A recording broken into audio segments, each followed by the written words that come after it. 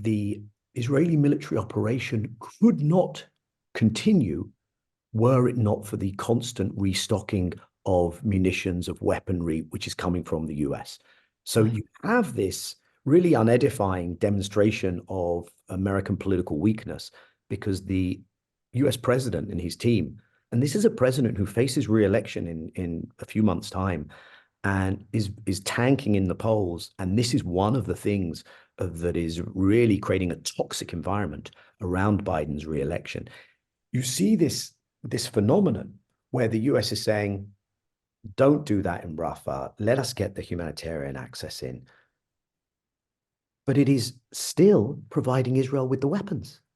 And so you actually heard the EU foreign policy chief, Josep Borrell, this week turning around and saying, if you want them to stop, don't give the weapons to carry on. And that seems like the most obvious thing. But it would require an American administration being politically willing to sustain a standoff. Thank you so much for joining us. A lot of people are looking at what's happening on the ground at the moment, particularly the situation in Rafah, with a lot of consternation. The Shadow Foreign Secretary, David Lammy, has written to the Foreign Secretary, Lord Cameron, saying that the British government should be more forceful in its condemnation of what's happening in Rafah. What's your assessment of what's happening, particularly in that Rafah region?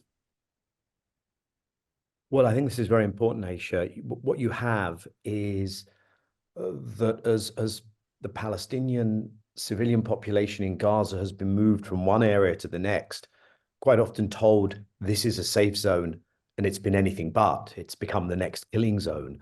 You now have an incredible number of that 2.2 million Gazan population, perhaps as high as 1.5 million, in a very crowded area. It's a very small area. Rafah is the border area between Gaza and Egypt. So that's where 1.5 million Palestinians are now kettled, living in the most Spartan tent/no shelter conditions, incredibly limited, if at all, access to food, clean water, no sanitary conditions. We know that the hospitals have been devastated by the Israeli military actions. We know that there's approximately 12,000 children already amongst the Palestinian children amongst the dead. And now you have that area of Rafah being bombed, and the threat, in fact, the commitment by the Israeli government to carry out a ground offensive.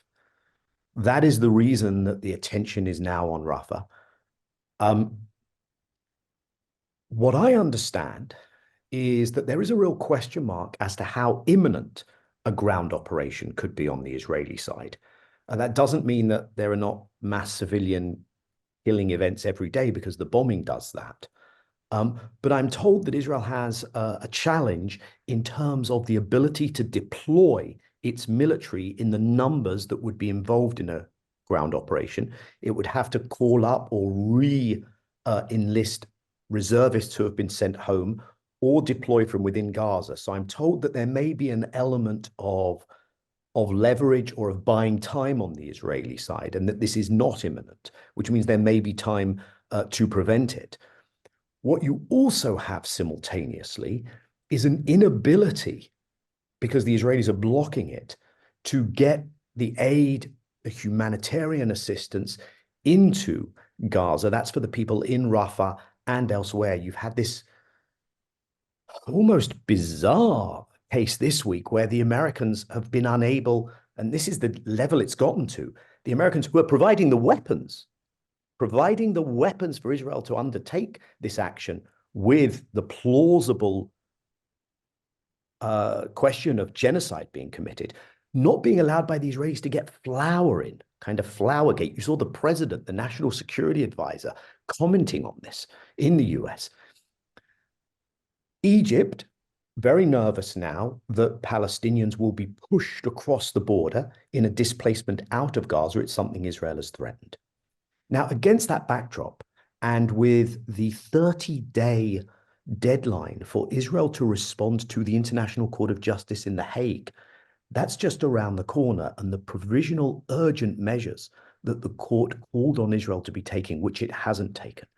With all that going on, one would expect, I think, those who have been supporting, protecting, defending, even when they've been a bit frustrated with Israel, to lean in more and to use leverage. That's primarily the United States, but that's also the UK and others. Instead, all we're seeing is rhetoric at best. We've seen the UK government frees its funding for the largest service provider to the Palestinians in Gaza, the UNRWA UN agency. There was an Israeli accusation. It's being investigated. One would imagine under these circumstances that you wait for the investigation, you see if UNRWA can take measures. It has already, but you continue to provide that funding. We have seen the UK ignore the ruling of the ICJ. You have seen the Labour leaderships opposing those positions. So we're not seeing the kind of action that can prevent yet further catastrophe. And what do you think needs to be done then in terms of toughening up that rhetoric, that word leverage that you've used? Would it make any difference if, for example, the Labour Party called for an immediate ceasefire? Would it make a difference if Lord Cameron and the British government called for an immediate ceasefire? Are both sides, Hamas and a Netanyahu-led government, will they listen to anybody? Would they even listen to the Americans at this stage? So what you have, Aisha, is that, of course, any ceasefire would have to be accepted and respected by both parties, by Israel and by the Hamas movement. You can't have Israel stopping its operation if rockets were to continue, for instance. And what you actually have is a negotiation taking place. Now, people may be following this. This is where you have the Qatari and Egyptian mediators who are in contact with the Hamas leadership. You have Israel and the leadership of its intelligence community have been conducting talks with those mediators. And America has been right at the heart of that, the US government. And you have had the director of the CIA, Bill Burns, in the region this week, in Cairo, in Israel, looking at trying to bridge the gaps in the positions of the parties.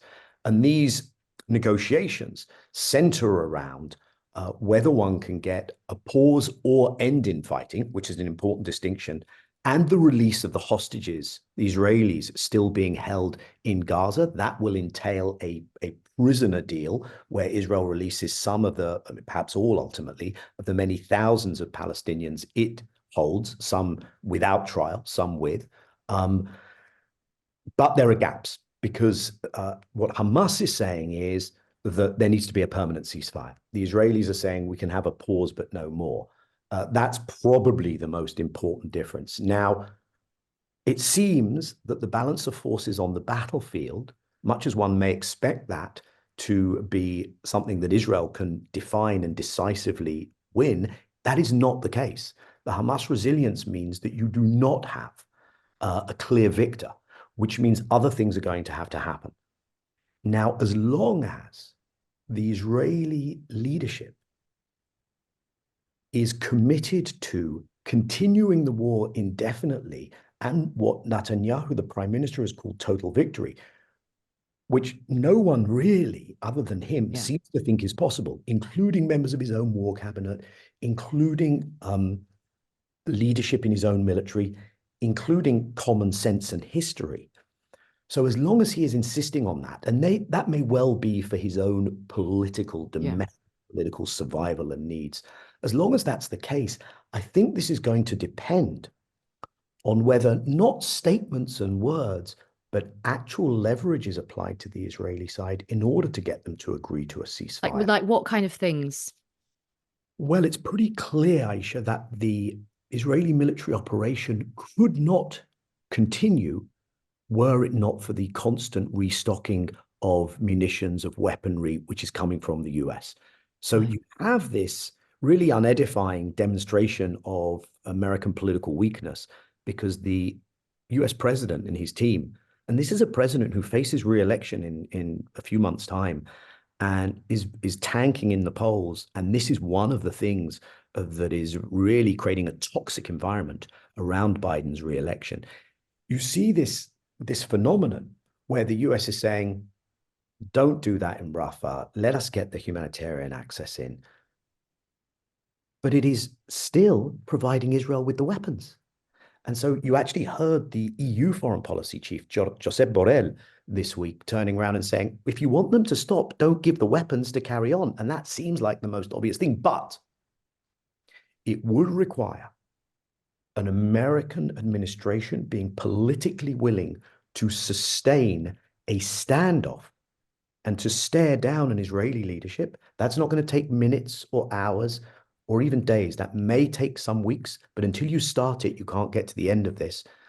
It's a hard political choice, but it seems like not only the right thing to do if America is serious about international law, about preventing these horrors, about not being, by the way, in violation perhaps of what the ICJ in The Hague has ruled in being complicit in a plausible genocide, and politically what's necessary for Biden, but it's not happening. It's still not happening. And until, whether it's the arms supplies, whether it's how the US acts at the UN, whether it's leaning into and working with this International Court of Justice decision, I think there are things others can do. In other words, I put the emphasis here on the US, but the UK and other allies, allies of Israel and allies of the US, I think could create a dynamic if they shift beyond rhetoric to this situation where it is harder for the US to avoid its responsibilities and it's harder for Israel to say we still have backing.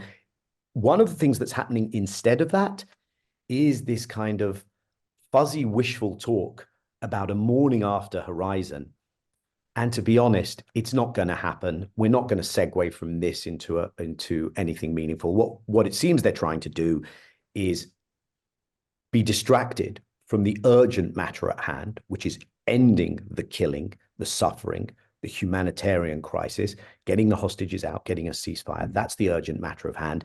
And instead distract us with talk of something that has failed in the past, because the approach to a peace deal will have to be very different from refreezing things around what has credibly been termed an apartheid reality under which Palestinians live. Well, look, Daniel, really interesting speaking to you. I mean, look, just the sort of the final question I'd raise is, many of my listeners listening to you may sort of think, but what are Israel meant to do? Because Hamas have said that as soon as you stop the fighting, they would retool up and come back in. There's a quote from a Hamas leader saying that there's no upper limit on the number of people that need to sort of be martyred in our cause. What would you say to those people listening to you, who I think you've spoken a lot of sense, but a lot of people might think this is naive because Hamas is just going to come right back at us? I think it's a crucial question, and that's where we get to a reality that we have to try and hold these three thoughts at once. First of all, Hamas will not be defeated militarily, but Hamas should be held to international law.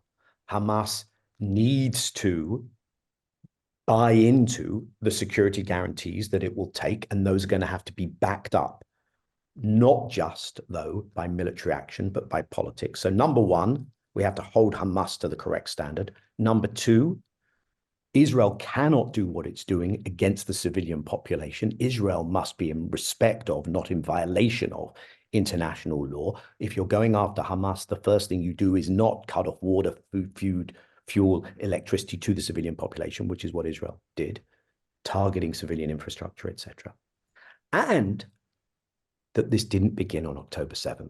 As horrendous as that day was, as horrendous as every day subsequently has been, they're the root causes of this conflict, and you cannot deal with a sustainable, secure situation for Palestinians and Israelis alike unless you deal with the root causes. And those root causes are all about the fact that Palestinians have lived without rights, without freedom, under a regime that has treated them with such brutality for so long that it doesn't justify anything, but it makes the likelihood of explosions of violence when all other avenues are closed so much more likely.